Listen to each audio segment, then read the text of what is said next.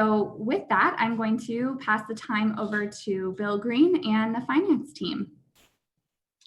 Thank you, Megan. Welcome everybody to the first ever virtual budget open house.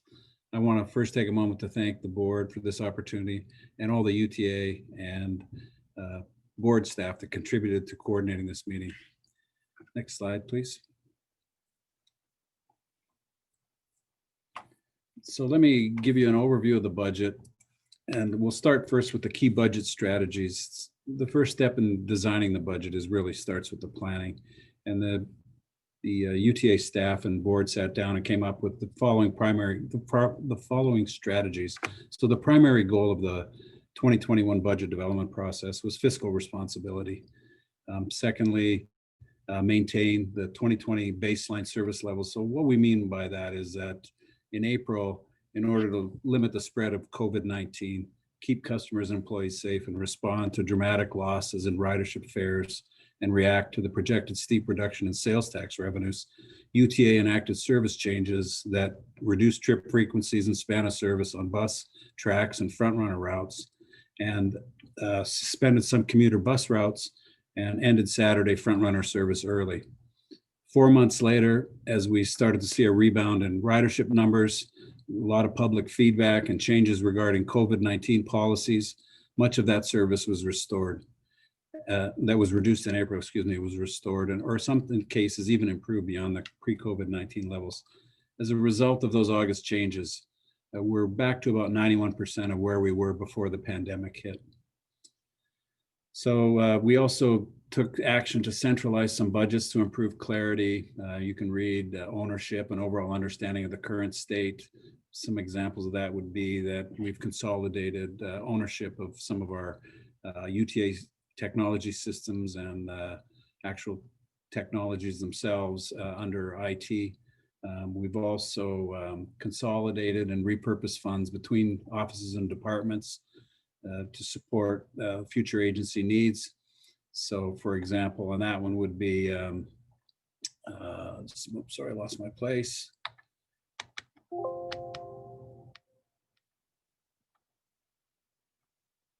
We've actually, well, on that one, so we took some training, and we'll get into this in a moment in the presentation, but we had a lot of operator training budgeted in the 2021 budget.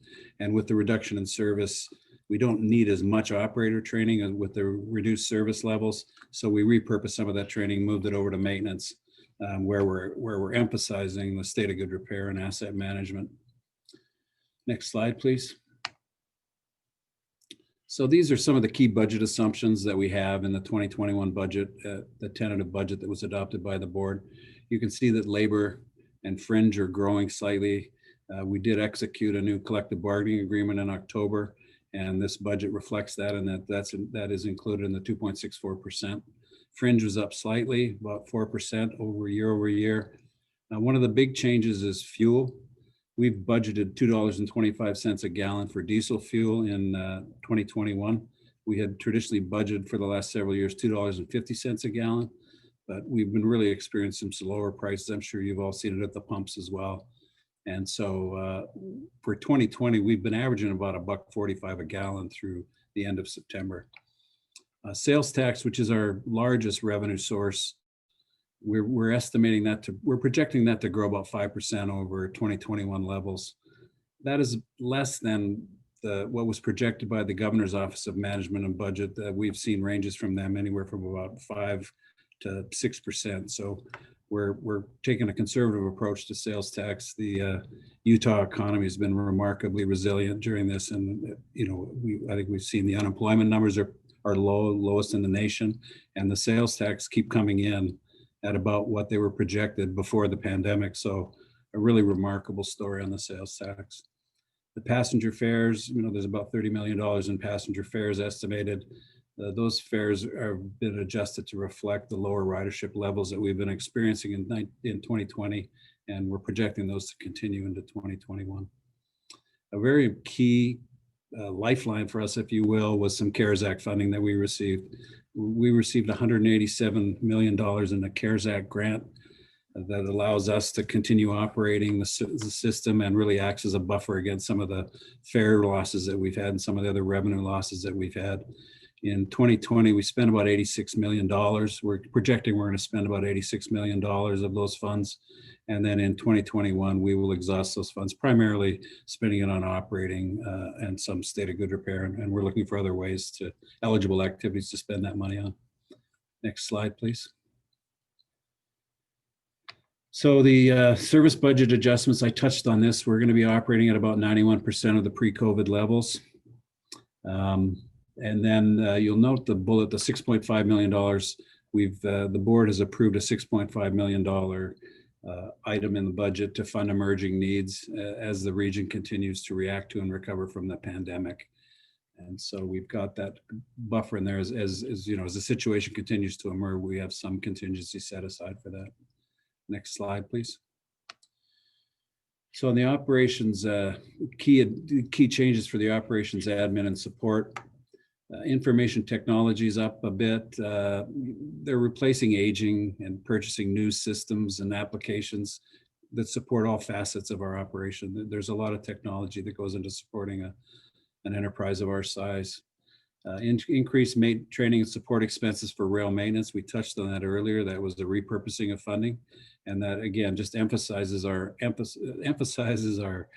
focus on asset management and bringing the system into a state of good repair. Increased contractual service for additional maintenance system support. And we talked earlier about the repurposing and restructure within current staffing levels.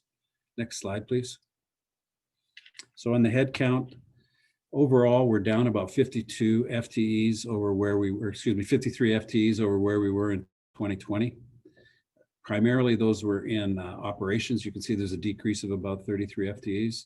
Thanks to the CARES Act funding and the overall management approach to the pandemic that was taken by UTA. UTA was able to avoid layoffs and reductions in force for those critical operators and maintenance staff.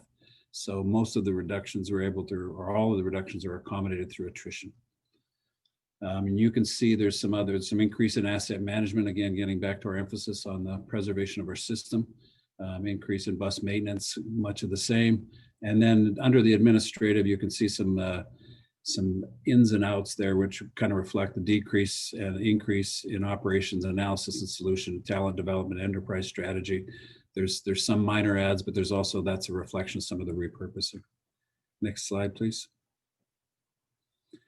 So this is the overall org chart, probably difficult to see on your home computer, but just of note on the far right side of the organizational structure, last week, the Board of Trustees adopted organizational structure changes that are reflected in the org chart above and really position UTA to make more data-driven decisions. Next slide, please. So this is a kind of a tabular view of the budget, and what you can see here is overall, the budget is up about $10 million from 2020's budget to the 2021 budget. And we talked earlier about that $6.5 million reserve set aside to help us respond to emerging needs and the various, you know, who knows which way COVID is going, but we've got some contingency set aside to help us ride that out.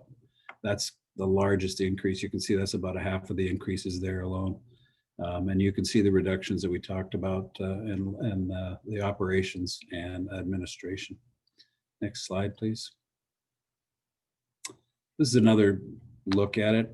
What this really points out is what a big part of our budget operations is. Nearly 80% of our total budget is operations.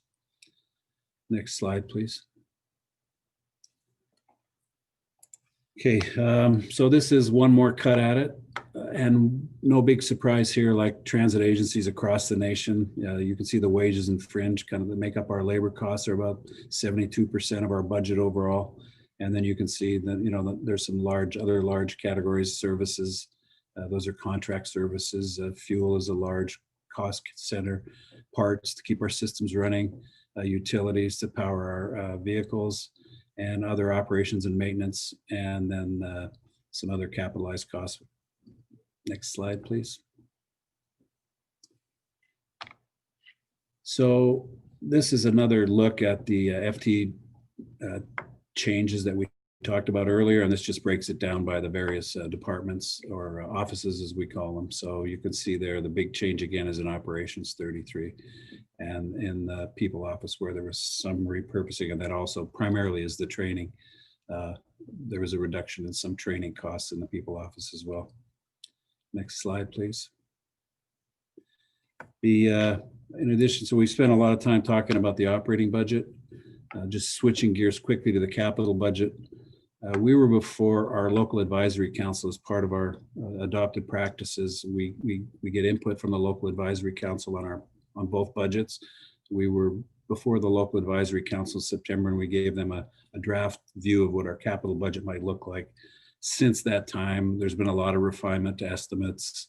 There's been some movement in the numbers, and so what is the change from the draft capital budget that was presented to the local advisory council in September to what is in the adopted tentative budget from the board last month. And you can see it, we went down about $23 million. Primary, you can see again, we keep this drumbeat going, asset management. Again, that's a main focus of our $62 million. About a quarter of our budget is dedicated to asset management. There's some other large projects in here. You can see the Ogden Weber State BRT, the Depot District, which is a new facility behind our headquarters here, our bus maintenance facility. And then you can see some other miscellaneous projects in the list. So total capital project of about $256 million for next year. Next slide, please. Next steps.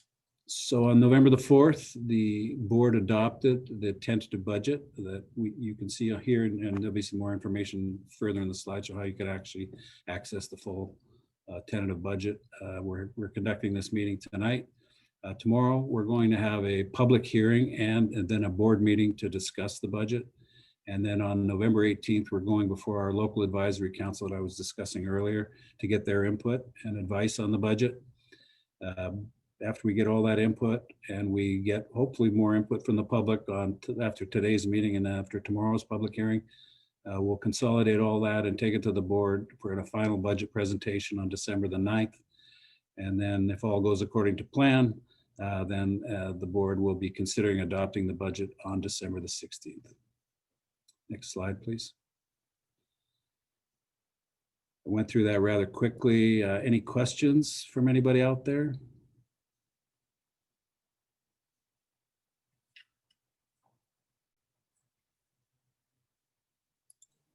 I'm not seeing any in the chat or in the Q&A window, but if anyone has any questions, please feel free to either raise your hand in the Zoom feature or feel free to type in the chat and we can help get you unmuted.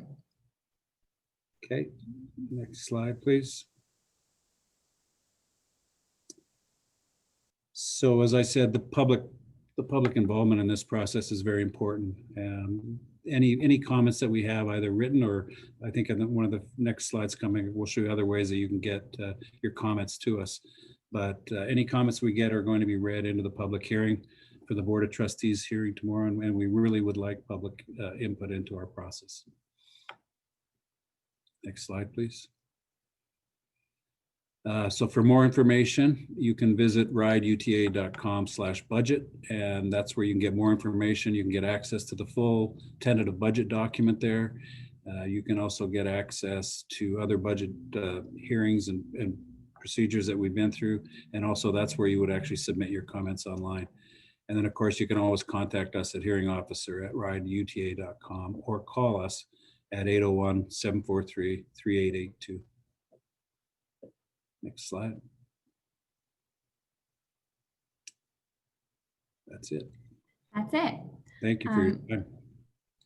Yeah, I just wanted to add, if folks have comments, we will be accepting comments throughout the month of November to early December. So take some time to look over the information on rideuta.com/budget and feel free to submit any comments you have to us.